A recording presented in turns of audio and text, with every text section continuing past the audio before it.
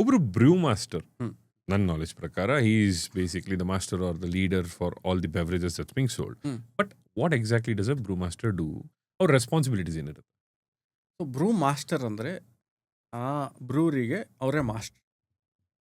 ಎಲ್ಲ ಗೊತ್ತಿರಬೇಕು ಆ ಬ್ರೂರಿಲಿ ಏನೇನು ನಡೀತದೆ, ಹೆಂಗೆ ನಡೀತದೆ ಪ್ರಾಸೆಸ್ಸು, ಇಲ್ಲಿಂದ ರಾ ಮೆಟೀರಿಯಲ್ ಬರ್ತದೆ, ಅದ್ರ ಕಾಸ್ಟ್ ಎಷ್ಟು, ಅವರು ಅಲ್ಲಿ ಬೆಳೆಸೋವಾಗ ಸರಿಗೆ ಬೆಳೆಸಿದ್ರೋ ಇಲ್ವಾ, ಅದ್ರ ಸರ್ಟಿಫಿಕೇಟ್ಸ್ ಬಂತಾ ಇಲ್ವಾ, ಅವೆಲ್ಲ ನೋಡಬೇಕು.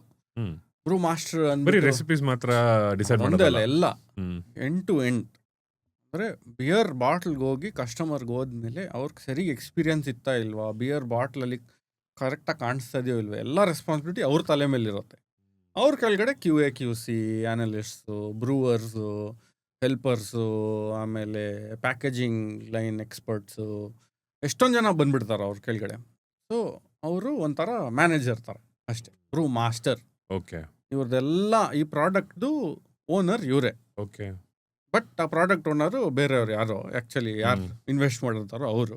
ಬಟ್ ಬ್ರೂ ಮಾಸ್ಟರ್ಗೆ ರೆಸ್ಪಾನ್ಸಿಬಿಲಿಟಿ ಅದು, ಇದರದ್ದು ಚೆನ್ನಾಗಿ ಆಚೆ ಹೋಗ್ಬೇಕು, ಟೇಸ್ಟ್ ಚೆನ್ನಾಗಿರಬೇಕು, ಕುಡಿಯೋಕ್ಕೆ ಅನಿಸ್ಬೇಕು, ಸ್ಟ್ಯಾಂಡರ್ಡ್ಸ್ ಮೀಟ್ ಆಗಬೇಕು, ಅದೇನಿದೆ ಸ್ಟ್ಯಾಂಡರ್ಡ್ಸ್ ಮೀಟ್ ಆಗಬೇಕು, ಎಲ್ಲ ಕಂಪ್ಲೈನ್ಸಸ್ ಫಾಲೋ ಆಗಬೇಕು, FSSAI ಇರಲಿ, ISO ಇರಲಿ, ಯಾವುದೇ ಇದ್ದರೂ ಅದೆಲ್ಲ ಫಾಲೋ ಆಗಿ ಕರೆಕ್ಟಾಗಿ ಇದು ಆಚೆ ಹೋಗಬೇಕು. ಆಮೇಲೆ ಡೆಡ್ಲೈನ್ಸ್ ಇರುತ್ತೆ, ಇಷ್ಟು ಲೀಟ್ರ್ ಆಚೆ ಹೋಗಬೇಕು, ಇಷ್ಟಿದು ಅಂತ. ಅದು ಎಲ್ಲ ಕಮರ್ಷಿಯಲಲ್ಲಿ ಈಗ ಹೇಳಿದ್ದು.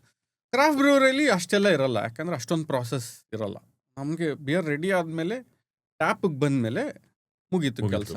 ಅಲ್ಲಿ ಟ್ಯಾಪ್ ಕ್ಲೀನಿಂಗ್ ಆಗಬೇಕು, ಗ್ಲಾಸಸ್ ಕ್ಲೀನಿಂಗ್ ಆಗಬೇಕು, ಗ್ಲಾಸ್ ಕರೆಕ್ಟಾಗಿ ಹೋಗ್ತಾ ಇದೆಯೋ ಇಲ್ವೋ, ಗ್ಲಾಸು ಚಿಪ್ ಇದೆಯಾ, ಅದು ಕರೆಕ್ಟ್ ಎಡ್ಜಸ್ ಕರೆಕ್ಟಾಗಿದೆಯಾ ಇಲ್ವಾ, ಆಮೇಲೆ ಗ್ಲಾಸ್ ಕ್ವಾಲಿಟಿ ಲಿಪ್ಸ್ಟಿಕ್ ಮಾರ್ಕ್ಸ್ ಇದೆಯಾ, ಅವೆಲ್ಲ ನೋಡಬೇಕು. ಅದೆಲ್ಲ ಅದಕ್ಕೆಲ್ಲ ನಾವು ಹೇಳಿರ್ತೀವಿ, ಈ ಥರ ನೋಡ್ತಾ ಇರಬೇಕು, ಅಬ್ಸರ್ವ್ ಮಾಡ್ತಾ ಇರಬೇಕು. ನಮ್ಮ ಟೀಮ್ ಅವ್ರಿಗೆಲ್ಲ ಹೇಳ್ತಾ ಇರ್ತೀವಿ, ಅವ್ರು ಅಬ್ಸರ್ವ್ ಮಾಡಿ ಹೇಳ್ತಾ ಇರ್ತಾರೆ, ನಮ್ಗೆ ಅಪ್ಡೇಟ್ ಕೊಡ್ತಾ ಇರ್ತಾರೆ. ಏನೋ ಬಂತು ಅಂದರೆ ಅದು ರಿವ್ಯೂ ಆಗಿಬಿಟ್ಟಿರುತ್ತೆ ಎಲ್ಲ ಆನ್ಲೈನಲ್ಲಿ, ಈ ಥರ ಈ ಜಾಗಕ್ಕೆ ಹೋಗಿದ್ವಿ ಹಿಂಗೆ ಬಂತು ಅಂತ. ಸೊ ಅದು ರೆಪ್ಯುಟೇಷನ್ಗೆ ಹಾನಿಕರ ಅಲ್ವಾ. ಸೊ ಅದೆಲ್ಲ ನೋಡ್ತಾ ಇರಬೇಕು, ಅದಕ್ಕೆ ಬ್ರೂ ಮಾಸ್ಟರ್ ಅಂತ ಕರೆಯೋದು. ಸೊ ಎಲ್ಲದ್ರದ್ದು ರೆಸ್ಪಾನ್ಸಿಬಿಲಿಟಿ ಇವ್ರ ಕೈಯಲ್ಲಿದೆ ಅಂತ ಹೇಳೋದಕ್ಕೆ ಬ್ರೂ ಮಾಸ್ಟರ್. ಅದಕ್ಕೆ ಕೋರ್ಸಸ್ ಇದೆ, ಜರ್ಮನಿಲಿದೆ, UK-ಲಿದೆ, US ಅಲ್ಲಿದೆ, ಆಸ್ಟ್ರೇಲಿಯಾಲಿದೆ, ಇಂಡಿಯಾಲೂ ಎಲ್ಲೋ ಪುಣೆಲೆಲ್ಲೋ ಮಾಡ್ತಾರೆ. ಬಟ್ ಇಟ್ಸ್ ನಾಟ್ ಸೊ ಅಷ್ಟು ಹೈ ಲೆವೆಲಲ್ಲಿ, ಯಾಕೆಂದರೆ ಇದು this is not a beverage we developed ಅಲ್ವಾ. ಎಲ್ಲ ಬೇರೆ ಕಡೆ ಕಲ್ತು ನಾವು ಮಾಡ್ತಾ ಇರೋದು. ಇವಾಗ we are all making it better 100%. We make excellent beers. But ಕಲ್ತಿರೋದೆಲ್ಲ ಬೇರೆ ಬೇರೆ ಕಡೆಯಿಂದಾನೆ, ಯಾಕೆಂದರೆ ಬ್ರಿಟಿಷ್ ಅವರು ಅಲ್ಲಿಂದ ತಂದು ಇಲ್ಲಿ ಮಾಡ್ತಾ ಇದ್ದಿದ್ದು, ಇಲ್ಲೇ ಮಾಡಿ ಯಾವತ್ತೂ ಮಾಡ್ತಾರೆ. ಅದಕ್ಕೆ IPA ಅಂತ ಹೆಸರು ಬಂತು, ಇಂಡಿಯಾ ಪೇಲ್ ಏಲ್ ಅಂತ. ಯಾಕೆ ಅಂದರೆ ಬ್ರಿಟಿಷ್ ಅವರು ಇಲ್ಲಿ ಹಾಟ್ ಇದೆ ಅಂದ್ಬಿಟ್ಟು ಮಾಡೋಕ್ಕಾಗ್ತಾ ಇರಲಿಲ್ಲ ಬಿಯರು. ಅಲ್ಲಿಂದ ಬ್ರೂ ಮಾಡಿ ಶಿಪ್ಪಲ್ಲಿ ಕಳ್ಸೋರು ವುಡನ್ ಬ್ಯಾರಲ್ಸಲ್ಲಿ. ಸೊ ಅದು ಜರ್ನಿಲಿ ಚೇಂಜ್ ಆಗಿ ಹಾಳಾಗ್ಬಿಟ್ಟು ಬರೋದು. ಸೊ ಅಲ್ಲಿರೋ ಒಬ್ಬ ಬ್ರೂವರು ಏನು ಮಾಡ್ದ, ಅಯ್ಯೋ ಹಾಳಾಗ್ತಾ ಇದೆಯಲ್ಲ, ಸರಿ ನಾನು ಹಾಪ್ಸು ಬಿಯರೆಲ್ಲ ಆದಮೇಲೆ ಇನ್ನೂ ಹಾಪ್ಸ್ ಹಾಕ್ಬಿಟ್ಟು ಆ ಬ್ಯಾರಲಲ್ಲಿ ಕಳಿಸ್ತೀನಿ ಅಂತ. ಹಾಪ್ ಒಂದು ಫ್ಲವರ್, ನ್ಯಾಚುರಲಿ ಆ್ಯಂಟಿ ಬ್ಯಾಕ್ಟೀರಿಯಲ್, ಅದು ಅಂದರೆ ಬ್ಯಾಕ್ಟೀರಿಯಾ ಬೆಳೆಯೋಕ್ಕೆ ಬಿಡಲ್ಲ, ಅಳಿಸ್ಬಾರ್ದು ಅಂದ್ಬಿಟ್ಟು ಅದನ್ನು ನಾನು ಹಾಕ್ತೀನಿ ಅಂತ ಯೋಚನೆ ಮಾಡ್ದ. ಸರಿ ಆಯಿತು ಅಂದ್ಬಿಟ್ಟು ಅದು ಬಂತು. ಬಟ್ ಅದು ಮಾಡಿದ್ದೇ ಬೇರೆ ಥರ, ಇಲ್ಲಿ ಬಂದಿದ್ದು ಬೇರೆ ಥರ. ಬಟ್ ಇದು ಕುಡಿಯೋವಾಗ ಅವ್ರಿಗೆ ಖುಷಿಯಾಗೋಗಿದೆ, ಸಖತ್ತಾಗಿದೆ ಈ ಬಿಯರು, ಹೊಸದು ಸೂಪರ್ ಆಗಿದೆ. ಸೊ ಆ ಜರ್ನಿ ಬರ್ತಾ ಇದ್ದಿದ್ದು ಇಂಡಿಯಾಗೆ. ಆಮೇಲೆ ಬಿಯರ್ ಒಂಥರ ಪೇಲಾಗಿ ಈಸಿ ಡ್ರಿಂಕಿಂಗ್ ಇತ್ತು. ಅರೌಂಡ್ ಐ ಥಿಂಕ್ 8% ಏನೋ ಇತ್ತು ಅದು ಬಿಯರು.